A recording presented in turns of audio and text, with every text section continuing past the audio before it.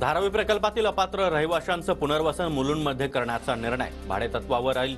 घरांसाठी मुलुंड परिसरामध्ये 64 एकर जमीन उपलब्ध करण्याचे राज्य सरकारचे आदेश।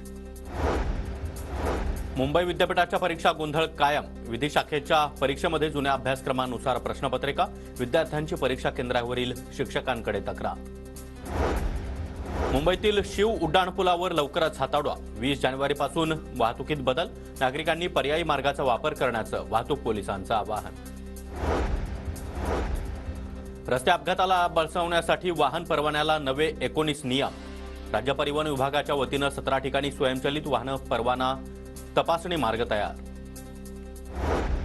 पुणे शहरामध्ये सध्या अनेक रक्तपेढ्यांमध्ये रक्तसाठा कमी। रक्तदान शिबिरांचं प्रमाण घटल्यामुळे रक्ताचा मोठा तुटवडा। अयोध्येतील 22 जानेवारीच्या प्राणप्रतिष्ठा सोहळ्या दिवशी सर्वच मांस विक्रीचे दुकानं बंद ठेवण्याची मागणी।